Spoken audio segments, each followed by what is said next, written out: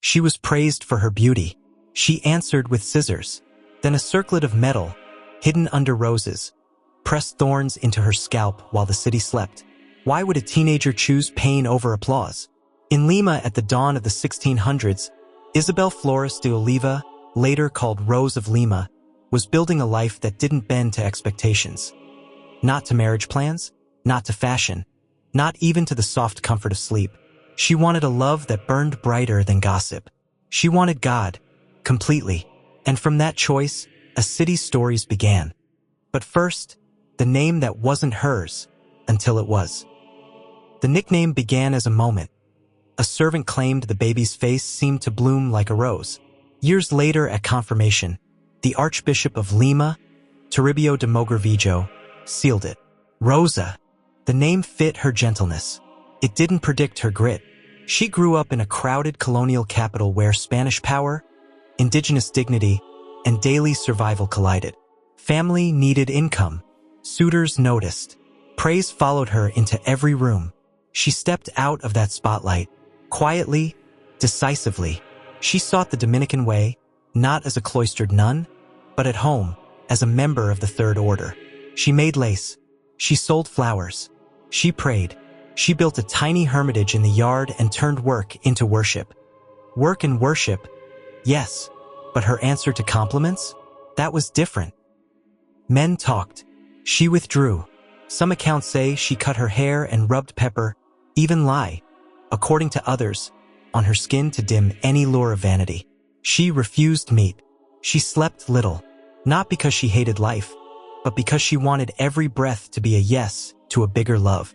She wasn't cruel to the body. She was convinced the body could be trained like a muscle, disciplined, not despised. Still, even admirers admit her regime was fierce.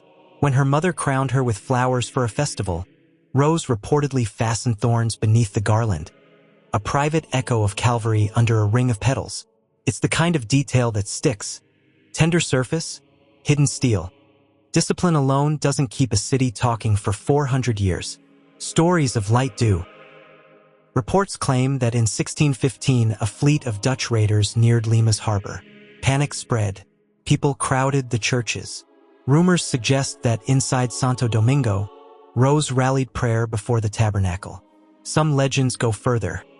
Invaders entered, saw a radiant figure shielding the Eucharist, and fled to their ships.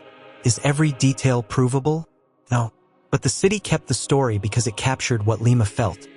That prayer had become protection, and that a young woman's courage could stiffen a frightened spine. It's a legend that still stirs devotion and debate. Legends shine. Daily love heals. Watch what she did next. Her house was ordinary.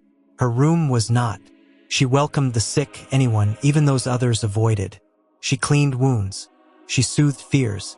She sold embroidery and garden flowers to buy food. She fasted so others could eat.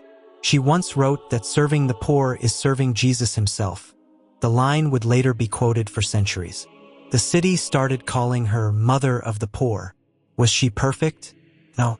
She battled illness and dryness in prayer. She wrestled with the misery of colonial injustice around her. But she never stopped opening the door. When people romanticize saints, they forget the smell of medicine and sweat. Rose didn't. She lived in it and loved within it. And the church? They noticed, sometimes with questions. Mystical experiences stirred talk. An ecclesiastical inquiry reportedly followed. The church, cautious by habit, wanted clarity. Through that scrutiny, Rose stood steady. She wasn't alone. A neighbor and friend, Martin de Porres, encouraged her, reminding her that dryness in prayer can be a strange sign of grace. Another towering figure, Toribio de Mogrovejo, had already confirmed her years before. Picture the street. Two future saints across from each other, trading courage in whispers and shared fasting. Lima was a web, and Rose was a bright, taut thread holding the net. Threads tighten when endings draw near. Hers came early and not quietly. 31 years. That's all she got. A long illness hollowed her body, not her heart. It said she predicted the day she would die. When she passed, the powerful and the poor crowded the cathedral. Stories multiplied. The scent of roses drifting through the streets, petals falling from the sky, families naming daughters Rosa. The devotion refused to fade.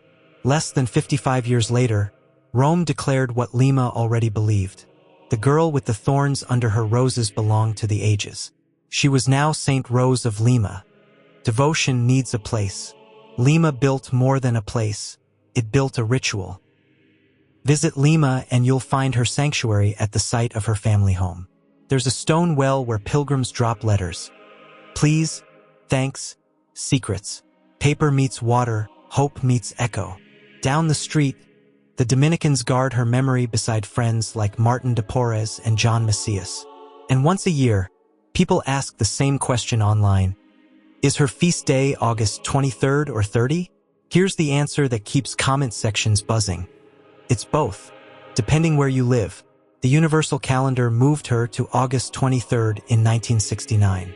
Peru and several Latin American countries still keep August 30th. That little twist is a perfect summary of Rose herself. One life, two dates, countless hearts. Not a nun, yet consecrated. Hidden at home, yet seen across continents. Soft-spoken, yet unforgettable. The rose petals landed, and the ripples never stopped. Like, share, and subscribe for more saint stories.